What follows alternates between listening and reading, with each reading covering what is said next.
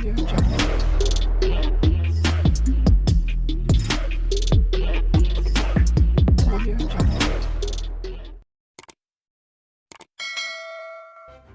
kasih kerana memilih channel ini. Sebelum kita mulakan video ini, sila pertimbangkan untuk menekan butang like, share dan subscribe dan aktifkan butang lonceng anda agar anda sentiasa mendapat info-info percuma pada setiap hari dari channel kami. Dan tinggalkan komen anda kerana komen anda amatlah dihargai.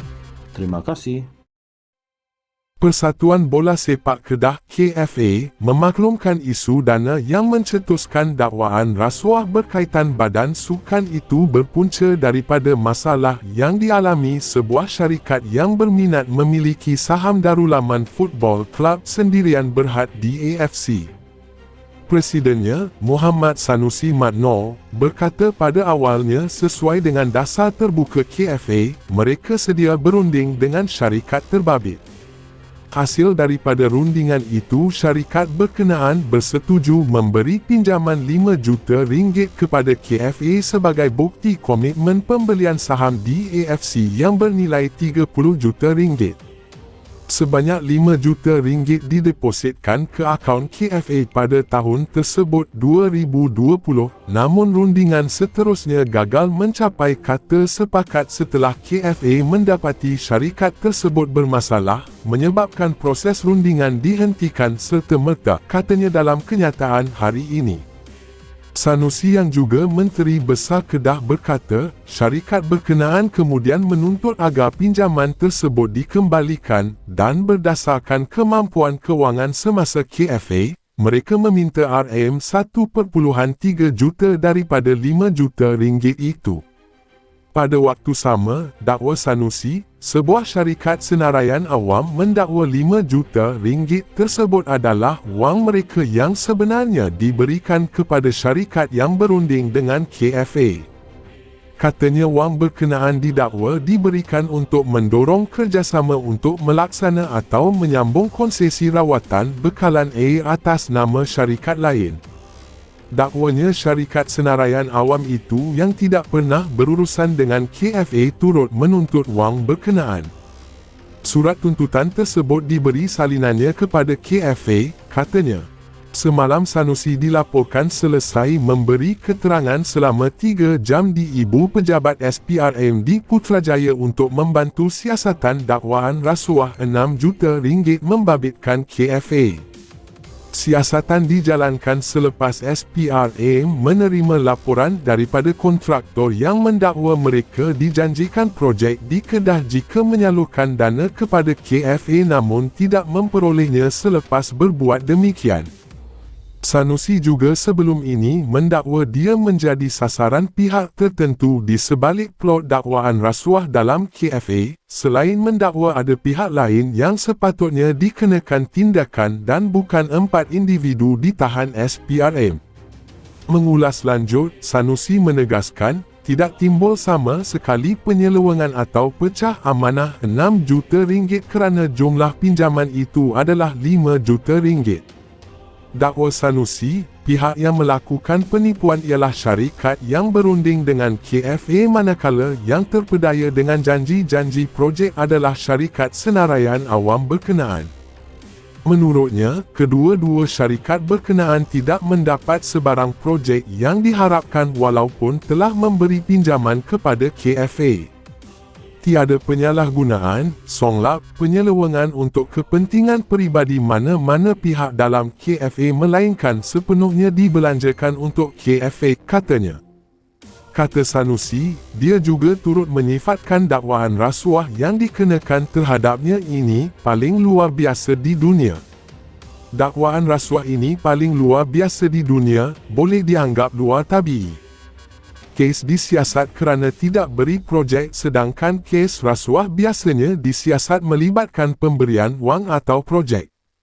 Inilah plot yang saya maksudkan, iaitu mengada-adakan hal yang tidak ada, katanya. Sanusi juga sekali lagi menegaskan dia akan menyaman pihak-pihak yang memberi gambaran seolah-olah berlaku rasuah dalam KFA selain cubaan merosakkan reputasi Presiden, Ketua Pegawai Eksekutif, CEO serta 3 individu lain.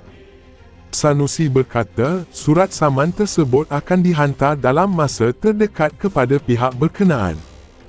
Pihak yang cuba kaitkan dengan dakwaan rasuah RM6 juta akan berdepan tindakan undang-undang sesegera mungkin, katanya. Persatuan Bola Sepak Kedah KFA memaklumkan isu dana yang mencetuskan dakwaan rasuah berkaitan badan sukan itu berpunca daripada masalah yang dialami sebuah syarikat yang berminat memiliki saham Darulaman Football Club Sendirian Berhad di AFC. Presidennya, Muhammad Sanusi Madnor, berkata pada awalnya sesuai dengan dasar terbuka KFA, mereka sedia berunding dengan syarikat terbabit. Hasil daripada rundingan itu, syarikat berkenaan bersetuju memberi pinjaman RM5 juta kepada KFA sebagai bukti komitmen pembelian saham di AFC yang bernilai RM30 juta. Sebanyak RM5 juta didepositkan ke akaun KFA pada tahun tersebut 2020, namun rundingan seterusnya gagal mencapai kata sepakat setelah KFA mendapati syarikat tersebut bermasalah, menyebabkan proses rundingan dihentikan serta-merta, katanya dalam kenyataan hari ini. Sanusi yang juga Menteri Besar Kedah berkata, syarikat berkenaan kemudian menuntut agar pinjaman tersebut dikembalikan dan berdasarkan kemampuan kewangan semasa KFA, mereka meminta RM1.3 juta daripada RM5 juta itu. Pada waktu sama, dakwa Sanusi, sebuah syarikat senaraian awam mendakwa RM5 juta tersebut adalah wang mereka yang sebenarnya diberikan kepada syarikat yang berunding dengan KFA.